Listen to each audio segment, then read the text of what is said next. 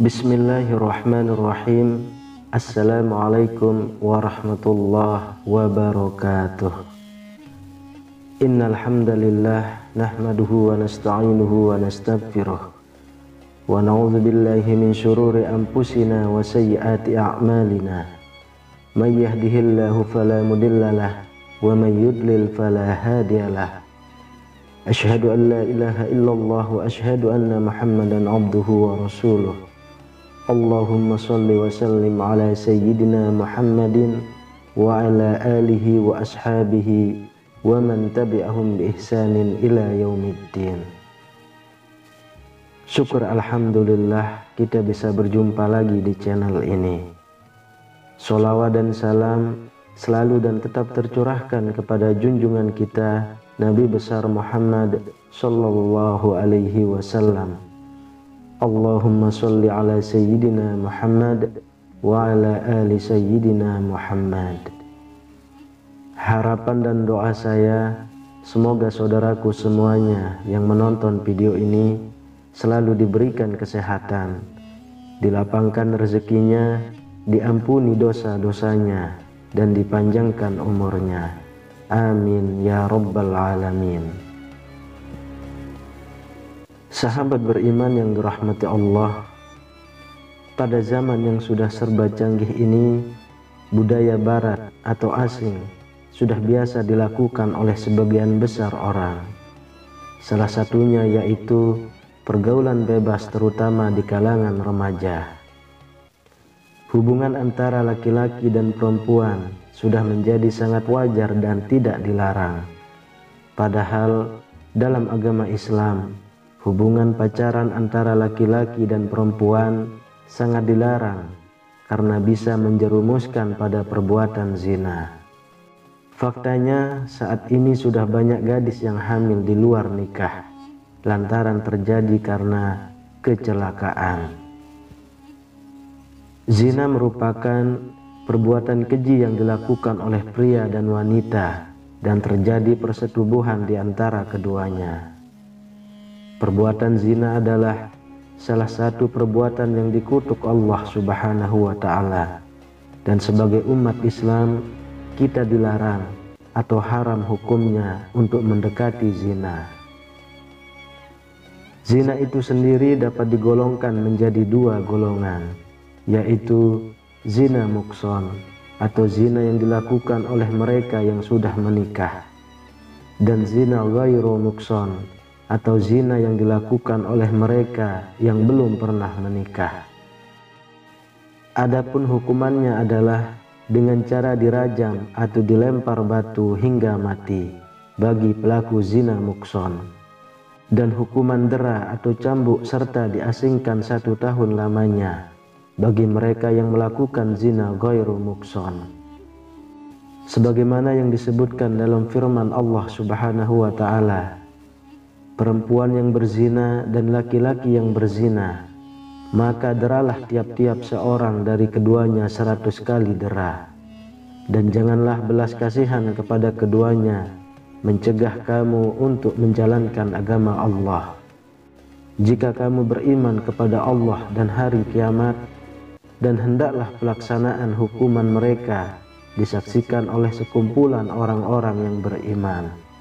Quran Surah An-Nur ayat 2. Dan terhadap para wanita yang mengerjakan perbuatan keji, hendaklah ada 4 orang saksi di antara kamu yang menyaksikannya. Kemudian apabila mereka telah memberi persaksian, maka kurunglah mereka wanita-wanita itu dalam rumah sampai mereka menemui ajalnya, atau sampai Allah memberi jalan lain kepadanya.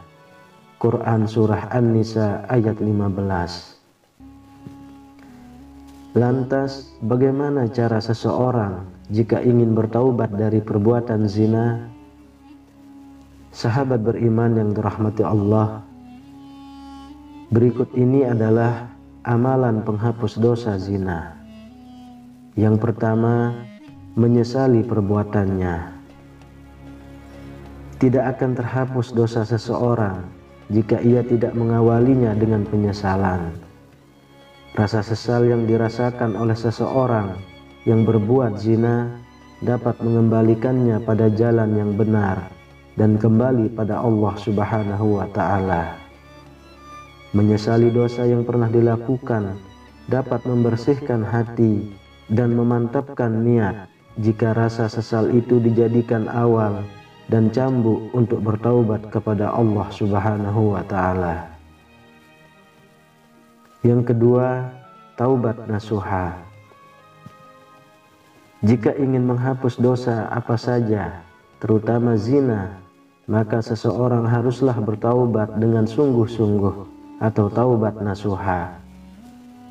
Taubat nasuha adalah taubat yang sungguh-sungguh, berasal dari hati dan dilakukan karena seseorang menyesali perbuatannya.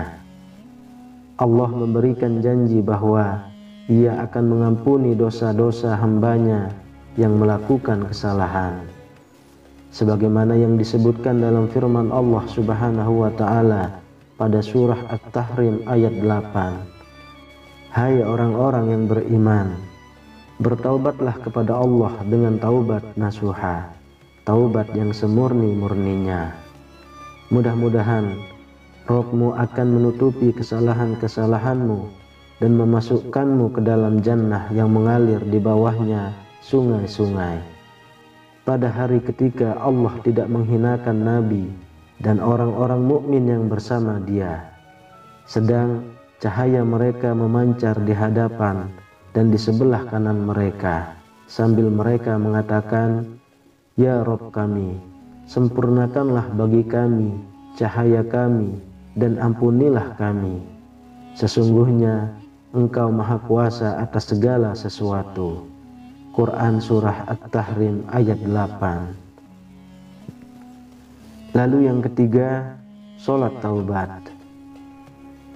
Sholat adalah salah satu amalan yang dapat mendekatkan diri kepada Allah Subhanahu wa Ta'ala dan menghapuskan dosa. Seseorang yang ingin bertaubat atas dosa-dosanya dapat meminta ampunan lewat sholat taubat.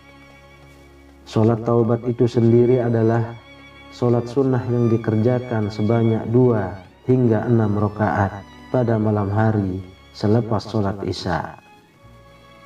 Dengan mengerjakan sholat taubat dan tentunya tidak meninggalkan sholat wajib, dosa yang dilakukan akan diampuni oleh Allah Subhanahu wa Ta'ala. Sebagaimana yang disebutkan dalam Quran Surah Al-Baqarah ayat 222, sesungguhnya Allah menyukai orang-orang yang bertaubat dan menyukai orang-orang yang mensucikan diri. Yang keempat, perbanyak zikir dan istighfar. Memperbanyak zikir dan istighfar pada Allah adalah salah satu amalan untuk menghapuskan dosa-dosa kita. Kalimat istighfar merupakan kalimat permohonan ampun dari Allah Subhanahu wa Ta'ala, dan dosa-dosa seseorang dapat dihilangkan dengan terus menyebut nama Allah. Sebagaimana yang disebutkan dalam firman Allah Subhanahu wa Ta'ala, dan juga orang-orang yang apabila mengerjakan perbuatan keji atau menganiaya diri sendiri, mereka ingat akan Allah lalu memohon ampun terhadap dosa-dosa mereka, dan siapa lagi yang dapat mengampuni dosa selain daripada Allah, dan mereka tidak meneruskan perbuatan kejinya itu sedang mereka mengetahui. Quran Surah Ali Imran ayat 135. Yang kelima, melakukan kebaikan pada sesama. Jika seseorang berbuat dosa dan keburukan, maka untuk menghapuskannya ia perlu melakukan hal atau kebaikan pada orang atau makhluk lainnya, seperti dengan bersedekah, menghapuskan hutang orang lain padanya, memberi makan binatang dan sebagainya. Seperti yang dikisahkan seorang wanita pelacur yang masuk surga karena memberi minum anjing yang kehausan. Yang keenam, berpuasa. Berpuasa adalah salah satu cara melatih hawa nafsu dan kesabaran kita. Puasa juga dapat menghapuskan dosa apabila dilakukan dengan sungguh-sungguh, terutama jika melakukan puasa sunnah seperti puasa Arafah dan Asyura. Kemudian yang ketujuh, memperbanyak membaca Al-Quran. Al-Quran dapat menjernihkan hati, dan membacanya tidak hanya mendatangkan ketenangan, akan tetapi juga menghapuskan dosa seseorang. Sebagaimana yang disebutkan dalam hadis riwayat Muslim, bacalah Al-Quran, karena sesungguhnya ia akan datang pada hari kiamat untuk memberikan syafaat kepada pembacanya. Sahabat beriman yang dirahmati Allah, demikian amalan-amalan yang dapat dilakukan untuk menghapuskan dosa zina. Seseorang yang melakukan perbuatan zina tersebut wajib bertaubat dan memohon ampunan kepada Allah Subhanahu wa ta'ala. Wallahu a'lam bissawab. Demikian yang bisa saya bagikan, semoga bermanfaat untuk kita semua. Amin ya rabbal alamin. Assalamualaikum warahmatullahi wabarakatuh.